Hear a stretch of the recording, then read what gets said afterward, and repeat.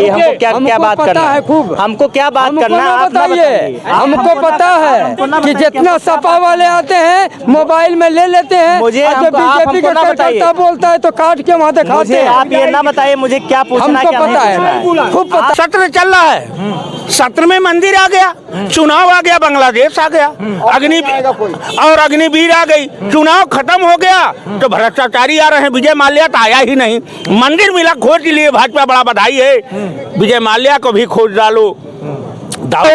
माननीय योगी जी, आप अपना मुकदमा स्वयं उठाए हो, विधायकों के माध्यम से उठवाओ, नहीं तो 27 में यदि सरकार तुम्हारी नहीं बनी तो फिर जेल के अंदर जाओगे। निश्चित रूप से जो ये लोग कह रहे हैं, जब मुसलमानों का कोई जुलूस उठता है, हिंदू एरिया से जाता है, तो उनके वहाँ कोई ईंटा पत्थर नहीं चलते हैं, और जब कभी भी जब हिंदू की शोभा यात्रा निकलती है तो खाली मुस्लिम एरिया में ही क्यों गुम्मा चलते हैं, पत्थर चलते, और केसरिया झंडा है। अगर हम आपका सम्मान करते हैं, अगर झंडा लगा देना कोई अपराध नहीं है। हिंदुस्तान में नहीं केसरिया झंडा लगेगा, क्या पाकिस्तान में लगेगा? आज ये लोग चाहते हैं कि हिंदुस्तान में झंडा केसरिया ना लगे, पाकिस्तान में लगेगा क्या? ऐसा है। अब आप सुनिए, अब आप आए रहिए, हमारे पास रहिए। इन्होंने 3 सन बताया है, याद है आपको? नहीं याद है? 1972 और 1974 और इसके पहले दंगा। अब आइए आप, मैं चर्चा कर रहा हूँ। दंगा कराता कौन था, जरा इसकी परिभाषा इनके पास है कि नहीं? यदि हो तो बता दें। मैं बता, हाँ बता दें। हम एक बोलते हैं। आप शायद बेटा, मैं कहना शुरू करूंगा तो कितने लोग यहाँ से पलायन कर जाएंगे। आप कहिए। मैं कह रहा हूँ, दंगा कराने का काम पुराने जमाने में जनसंघ करती थी। ये मांस उधर फेंकवा देते थे, वो मांस उधर फेंकवा देते थे, दंगा हो जाता था। जनसंघ, हाँ। और आज वही जनसंघ, न जन है न संघ है। अब ये हो गई भाग जा, भाजपा भी नहीं, ये हो गई भाग जा। तो आपने नया नाम निकाला। मैं नया नारा नहीं, ये हमारा पुराना नारा है। हमारे माननीय नेता माननीय लालू प्रसाद जी ने जब राष्ट्रीय अध्यक्ष हुए, उसी समय कहा कि इसका नाम भाग जा कहो, भाजपा न कहो, तो हम भाग जा कह रहे हैं। बड़ी पार्टी है, पूरे देश को गवर्न कर रही है। अरे सुनिए, 2 से 5, 50 से 99 जब आया तो अडवाणी मंडल कमंडल बमंडल लेके चला। क्या चला? मंडल कमंडल बमंडल लेके चला। लेकिन हाँ, अरे यार, मंडल कमंडल बमंडल माने आंदोलन, बवंडर का मतलब हुआ आंदोलन। तो जब बिहार में गए और ये रथ लेके निकलना चाहे तो लालू ने कहा जमा दिया पैर, और जब पैर जमाया तो आज भी उनका रथ वहीं सड़ रहा है। अब नहीं आया, किसका नहीं आया?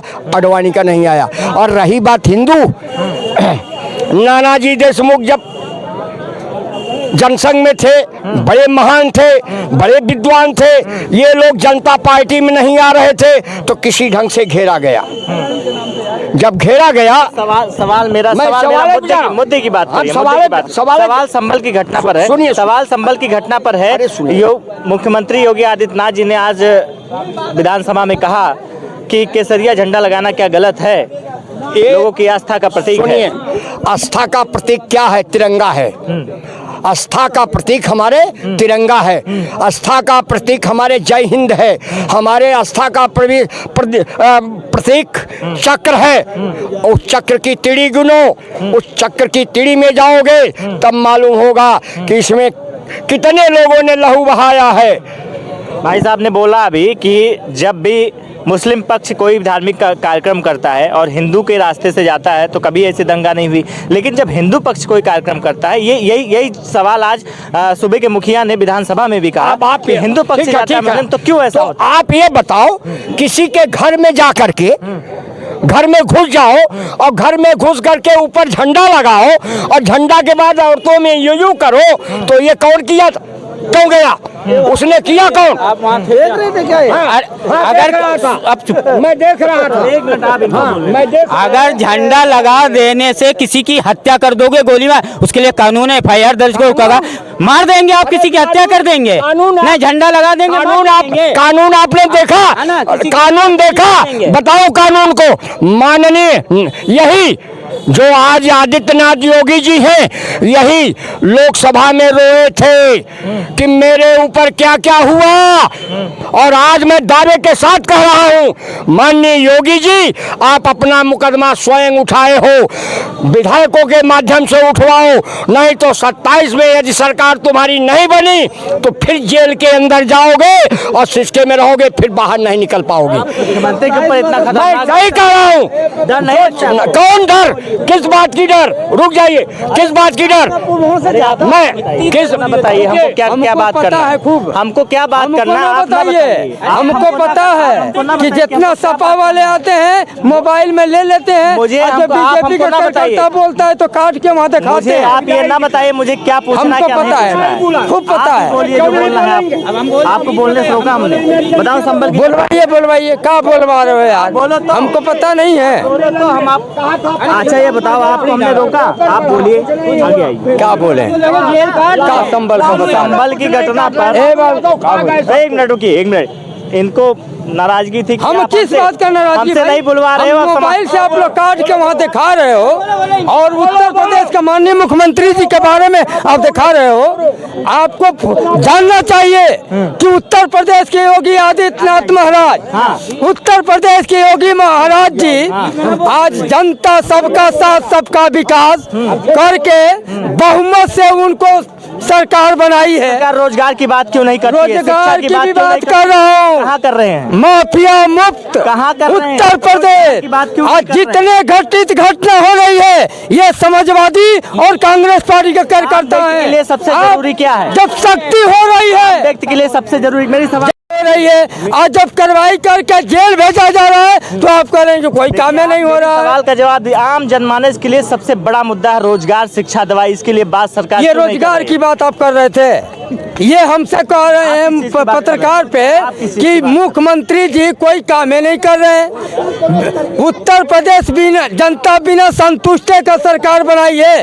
केंद्र में सरकार माननीय प्रधानमंत्री जी बहुमत से गए, जनता के आदेश से गए हैं ना, बिल्कुल गए हैं। जनता के वोट देने से गए हैं। बिल्कुल गए। उत्तर प्रदेश में अभी चुनाव हुआ है, 1 हफ्ता 10 दिन। पीटीए का नारा कहाँ गया? 7 जीती है भारतीय जनता पार्टी। जहाँ जहाँ दंगा हुआ है वो कौन लोग हैं? दंगा कौन करा रहा है? कौन पकड़े जा रहे हैं? कौन मंदिर कब्जा में करके रखा है? मैं कह रहा हूँ राम दुलार यादव माननीय मुख्यमंत्री जी से कि जो जुर्म किया है तो सख्त से सख्त कार्रवाई करिए और आजीवन कारावास करिए। ये उनको बचाने के लिए, इन लोगों को बचाने के लिए ये सपा का कार्यकर्ता धरना प्रदर्शन दे रहे हैं कि नहीं होना चाहिए। पता है, सपा के कार्यकर्ताओं को बोलने का कोई हक नहीं है क्या? बोले ना, तो जब सख्त महाराज जी किए हैं तो अब वो अच्छे नहीं है। हमारा पुलिस प्रशासन बधाई का पात्र है, इनाम लेने का काम किया है। जो 46 वर्ष का मंदिर संबल में सपा का सांसद विधायक ने किया था और कब्जा कर रखा था, उसको साबित किया है और वो दिखा करके प्रमाण दिया है। एसपी और डीएम मौके पर कब्जा से मुक्त कर रहे हैं, पूजा कर रहा है। सवाल इनका है कि भारतीय जनता पार्टी के शासनकाल में मंदिर कब्जा मुक्त हो रहे हैं। मंदिरों को पहले क्या आता था, ये लोग उसको कब्जा किए थे, अब उसको भारतीय जनता पार्टी सरकार कब्जा मुक्त करवा रही है। अगर मंदिर की बात भाजपा छोड़ दे तो कोई विषय इसके पास है नहीं। मंदिर मुसलमान कौन कब्जा और 46 साल ये जो बोल रहे हैं, 46 साल पहले कौन प्रधानमंत्री था, कौन सांसद था, ये पढ़े लिखे लोग नहीं हैं कि 46 साल जब ताला लगा था तो उस समय देश का प्रधानमंत्री कौन था और संबल का सांसद कौन था। सवाल ये है कि मंदिर अगर क्षतिग्रस्त नहीं किया गया, हो सकता है पूजा के साथ मंदिर कोई नया ये नहीं बन रहा है, पुराना था मिला, उस पर ये चर्चा नहीं होनी चाहिए। यह शंकराचार्यों का विषय है, संतों का विषय है, पुजारियों का। और देश के मुख्यमंत्री प्रधानमंत्री संविधान के तहत संविधान के शपथ लेते हैं। वहाँ शपथ किसके खाते हैं? राम की। लेकिन कहते हैं संविधान की हम तहत शपथ खाते, कसम खाते हैं। धर्मनिरपेक्ष की बात करते हैं। तो एक संवैधानिक पद पे बैठा हुआ व्यक्ति भारत माता की धरती पे जब निरपेक्षता की कसम खाते हो भारत माता की धरती पे, तो उसी के हिसाब से काम करना चाहिए। अगर दोषी मुसलमान है तो मारो, दोषी हिंदू है तो उसको भी मारो। आप केवल एक जात के नाम पे देश को गुमराह मत करो। एक हिंदू के नाम पे, ये एक मुसलमान के नाम पे हमारा सनातन है क्या? हम जानते हैं कि यहाँ के मुसलमान हिंदू से ही मुसलमान बने, उनका डीएनए से लेके तमाम इतिहास मिलता है। अगर जो दोषी है उसको काम करो, लेकिन सवाल ये होता है कि आपकी पुलिस क्या कर रही है? आज सत्र चल रहा है, सत्र में मंदिर आ गया, चुनाव आ गया, बांग्लादेश आ गया, अग्निवीर आ गई, चुनाव खत्म हो गया तो भ्रष्टाचारी आ रहे हैं। विजय माल्या तो आया ही नहीं, मंदिर मिला खोज लिए, भाजपा बड़ा बधाई है। विजय माल्या को भी खोज डालो, दाऊद इब्राहिम को भी लाओ, सवाल नीरव मोदी को भी लाओ। मैं सवाल उसी सवाल में ये सवाल है, अगर आप मंदिर को इतना बड़ा बना रहे हैं, हम हनुमान जी के भक्त हैं, राम के भक्त हैं, इस शरीर में अगर हमने शरीर को मंदिर नहीं बनाया तो इस मंदिर में जाने से क्या फायदा? कि तन के मंदिर में ही मिलते हैं प्रभु श्री राम, झूठे जय श्री राम कहने से क्या फायदा? तो धर्म का विषय शंकराचार्य के ऊपर छोड़े सरकार। संतों के चार शंकराचार्य हमारे देश में विराजमान हैं।